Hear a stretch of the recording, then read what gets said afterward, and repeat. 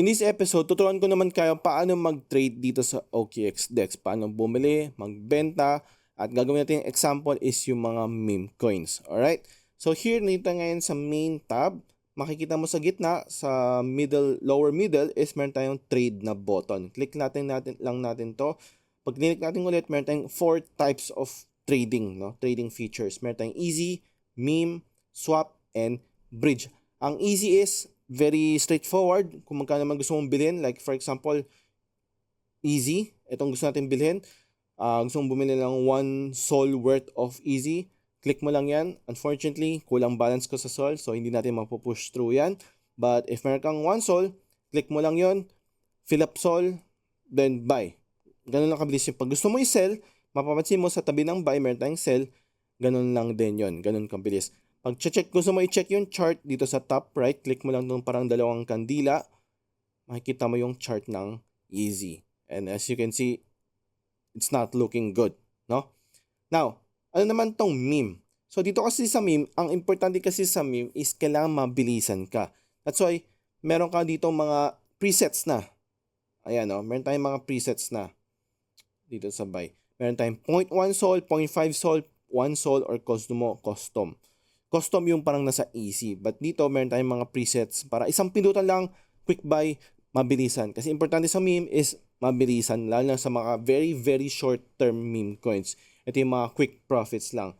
Kailangan mabilis ka. Yun ang importante dito. So, yun yung purpose ng meme. Pagdating sa sell, meron din tayong automatic 50% ng tokens. Bibenta mo na, 75, 100%. Ayan, mabilisang pindutan lang din. Hindi mo na kailangang i-type pa ilang tokens ang kailangan mong ibenta. Meron tayong mga presets na wala ka lang kailangang isipin pa. Dito naman sa swap, it's more or less is the same, no? Same lang sa easy pero mas less. Pagdating kasi sa easy, kaya siya tinawag na easy, wala ka lang kailangan titignan pang mga statistics, analytics, magkano yung fees na kailangan mong bayaran, wala ka lang kailangan isipin. While dito sa swap, makikita mo yung detailed, no? Saan siya magka-transfer, sino yung provider, ano yung exchange rate, ano yung network fee, yung slippage, yan. It's a different topic, pag-uusapan natin yan next time, but ito yung makikita mo, difference ng swap and easy.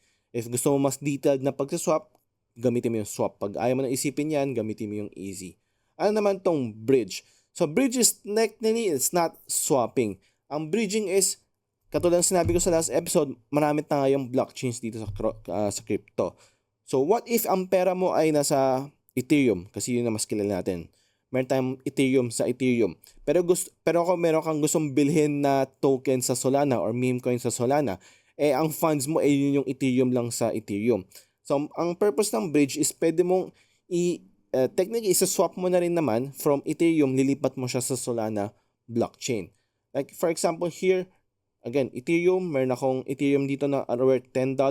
Gusto ko siyang gawing sol kasi gusto ko siyang ilipat sa Solana ecosystem. Pwede akong mag-swap na kagad ng diretsuhan na. Pag hindi ka gumamit ng OKX DEX, medyo complicated yan. Kasi a-access ka ng isang website na ang trabaho nila or ang project nila is mag-bridge. Then, kukonect mo yung wallet mo, pipindutin mo yung asset mo, and then kukonect mo din yung isang mo pang wallet, like for example sa Solana kasi magkaibang wallet yon. Kukonect mo yung wallet mo, pili mo yung asset. So medyo maraming step by step. While dito sa OKX DEX, mabilisan na. Wala ka na masyadong kailangang intindihan. Very straightforward.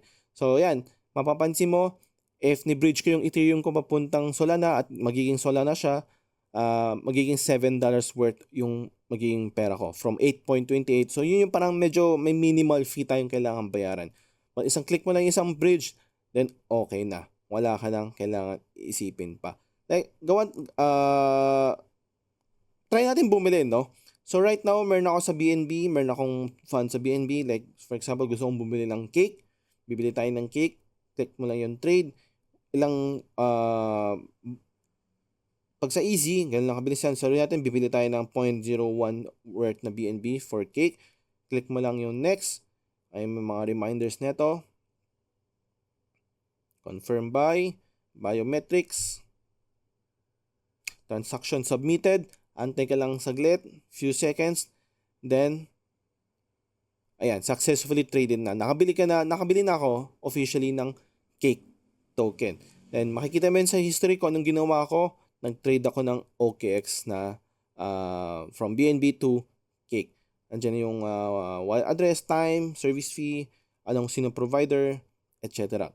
Ganun lang kabilis mag-buy and sell. So let's say gusto mo ng benta, mapapansin mo dito sa crypto assets ko meron na akong Cake dito 3.2. Gusto nating ibenta, click natin yung swap. Gusto natin i-sell, gusto natin max. Balik natin into BNB. Sorry, nagkamali ako. Gawin natin BNB ulit. Click mo yung max. Approve Cake. So, biometrics lang ulit. Let's wait for the transaction to be approved. Then, click mo lang next. Isuswap na natin. Biometrics ulit. Antay natin a few seconds. Then, confirm. Nabalik na natin ulit into BNB yung binili nating Cake. Ganun lang kabilis mag-buy and sell dito sa OKX DEX. Next na pag-uusapan natin is itong smart money. Dito makikita mo yan sa tokens. Ano ba itong smart money?